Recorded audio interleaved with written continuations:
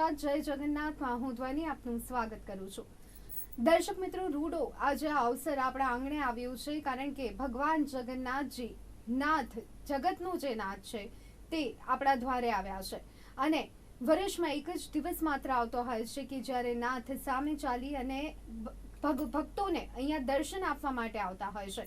ત્યારે જે આખું વાતાવરણ હોય છે આનંદમય જોવા મળતું હોય છે, ઉત્સાહમય જોવા મળતું હોય છે. અને કેમ ન હોય, કારણ કે જગતનો નાથ આપણા દ્વારે આવતો હોય છે. કહેવાય છે કે જ્યારે ભગવાન જગન્નાથની યાત્રા નીકળતી હોય અને ત્યારે ભગવાનની એક ઝાંખી મેળવવા માટે લોકો પડાપડી કરતા હોય છે અને રથનું દોરડું ખેંચવા માટે પણ એ જ પડાપડી જોવા મળતી હોય છે. કહેવાય છે કે જો દોરડાને સ્પર્શ પણ થઈ જાય તો હાથની જે અશુભ રેખાઓ હોય છે એ શુભમાં પરિવર્તિત થતી હોય છે. આવનારું જે જીવનનો અશુભ સમય હોય છે તેમાં આપણને શુભ સમાચાર મળતા હોય છે. બસ આ જ લીલા, અને આવી તો અનેક લીલા નાથની રહી છે.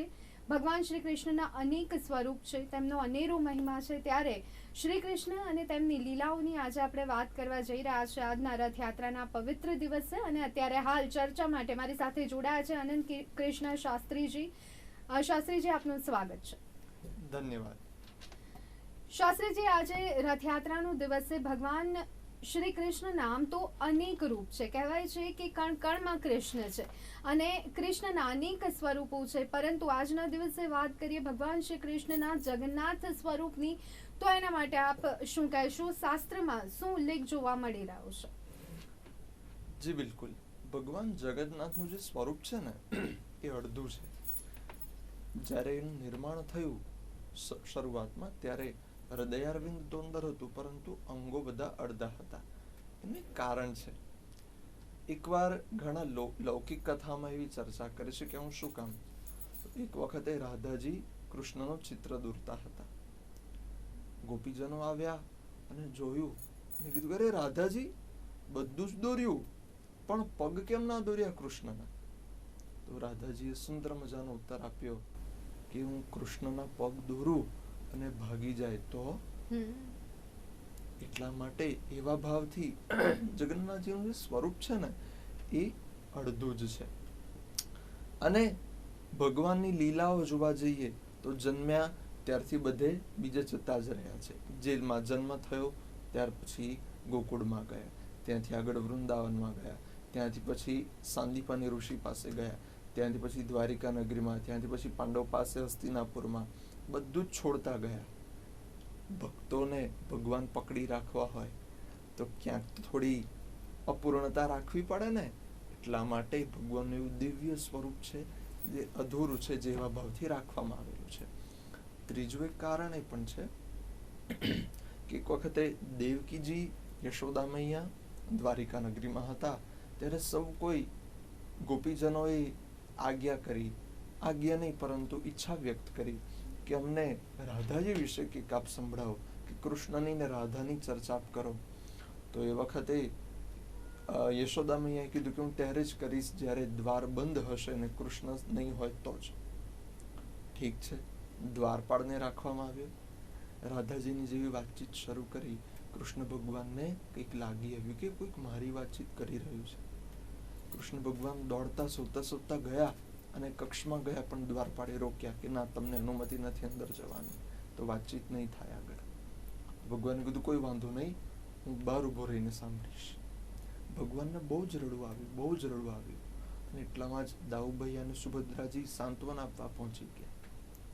એટલામાં નારદ મુનિ વિચરણ પણ કરતા હતા દ્વારિકા નગરીનું અને જોઈને પ્રસન્ન થયા કે પહેલું સ્વરૂપ છે પ્રભુ આપનું કે જેમાં સુભદ્રાજી, આપ અને દાઉભાઈ ત્રણેય છો.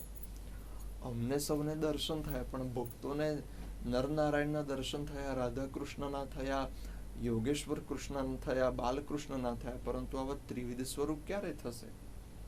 એટલા માટે ભગવાને કીધું, સ્કંદ પુરાણમાં આ કથા છે, ભગવાને કીધું કે કળિયુગમાં અમે ત્રણેય પુરી ક્ષેત્રમાં આ રીતના બિરાજીશું અને ભક્તોના મનોરથો પૂર્ણ કરીશું.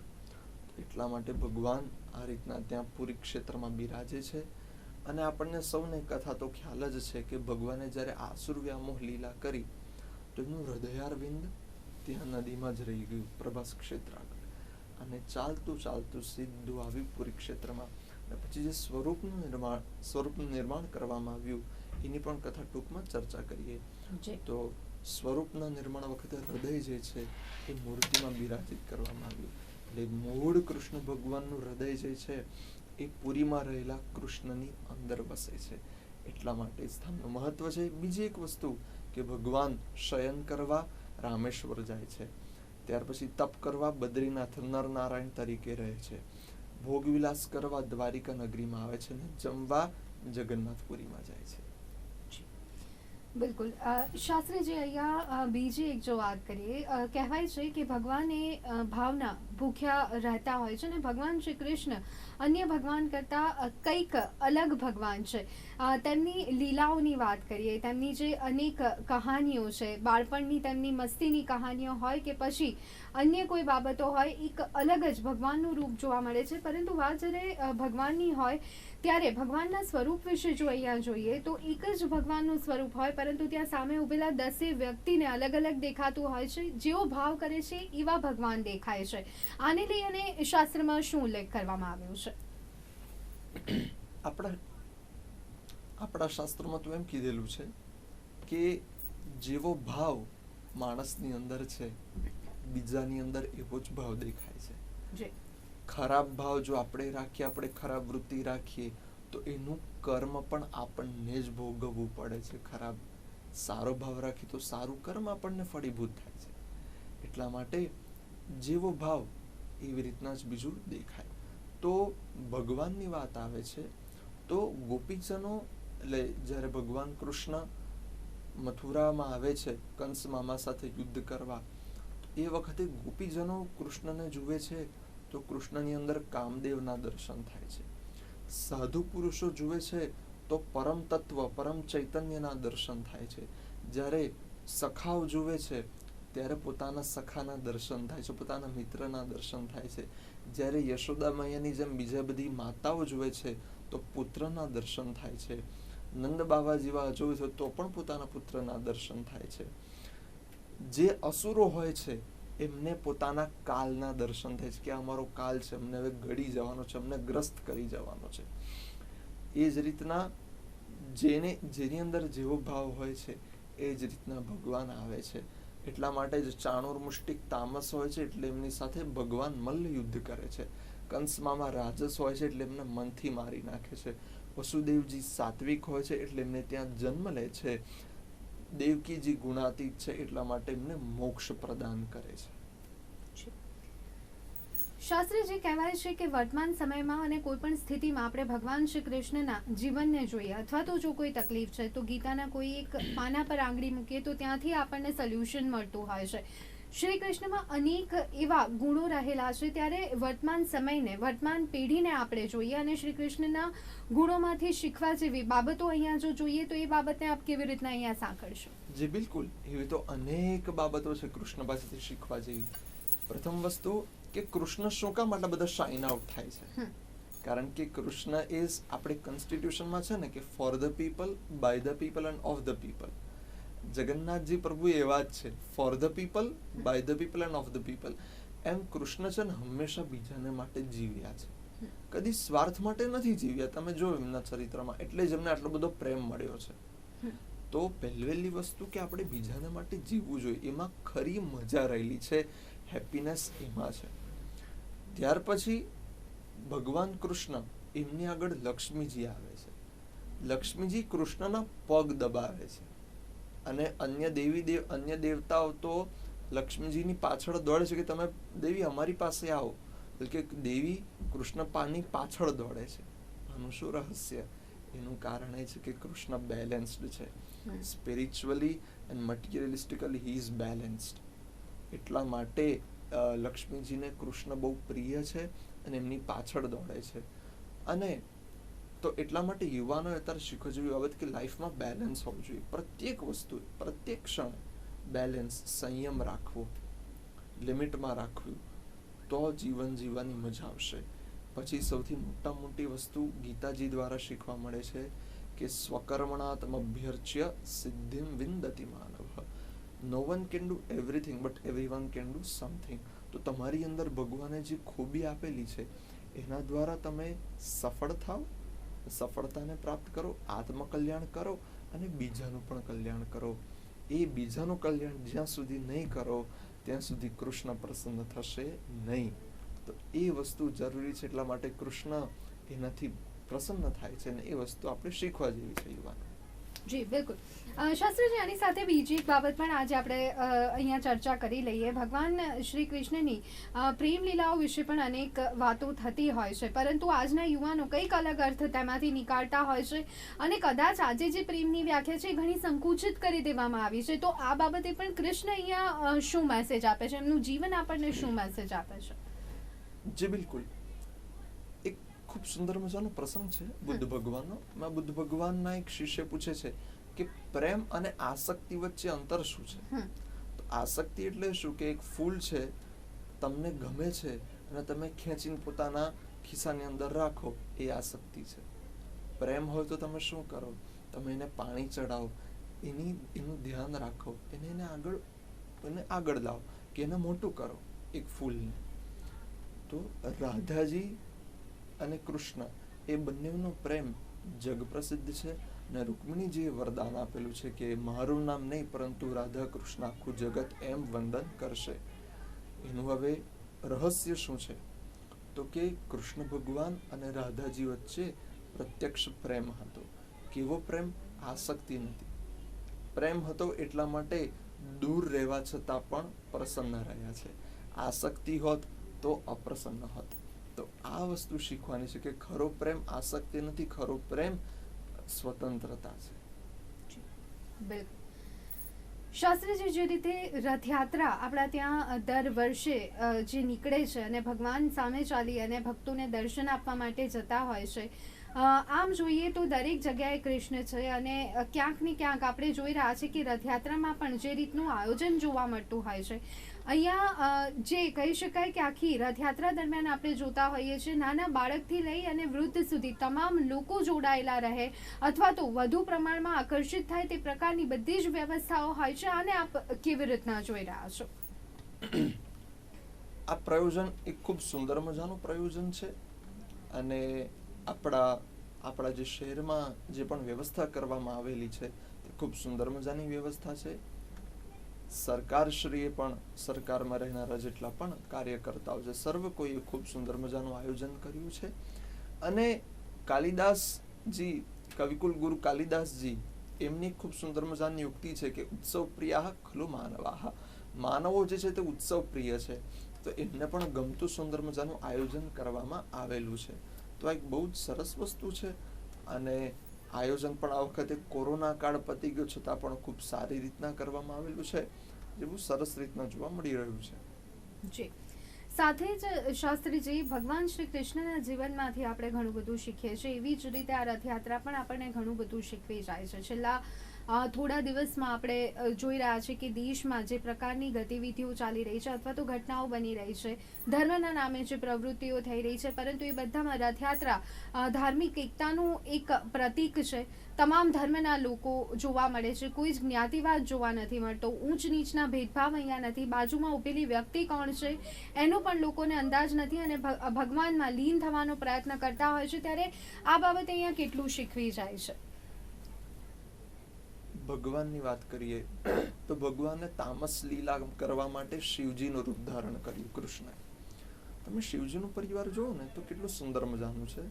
શિવજી, પાર્વતીજી, ગણેશજી, કાર્તિકેયજી. શિવજીના ગળામાં નાગ દેવતા છે અને એમનું વાહન નંદીજી. માતાજીનું વાહન સિંહ, ગણેશજીનું વાહન મૂષકરાજ, કાર્તિકેયજીનું વાહન આપણે મોર.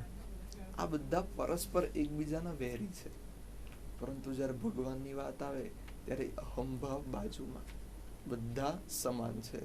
એ જ રીતના ભગવાનની વાત આવે તો બધા કેટલા પ્રસન્ન લાગે છે, કેટલા આપસમાં પ્રેમ ભાવથી રહીને ઉત્સવને ઉજવે છે, મનાવે છે. ખૂબ સુંદર વાત છે. શાસ્ત્રીજી, ખાસ કરી અને રથયાત્રાના પર્વની અત્યારે હાલ ઉજવણી ચાલી રહી છે. દર વર્ષે ભક્તો આતુર રહેતા હોય છે કે ક્યારે રથયાત્રા આવશે અને તેના માટે તમામ પ્રકારની તૈયારીઓ આપણે જોતા હોઈએ છીએ. પરંતુ જ્યારે પણ રથયાત્રા મંદિર પરત ફરતી હોય છે ત્યારે ભગવાનને બહાર રાખવામાં આવતા હોય છે, એની પાછળ કઈ વાર્તા રહેલી છે?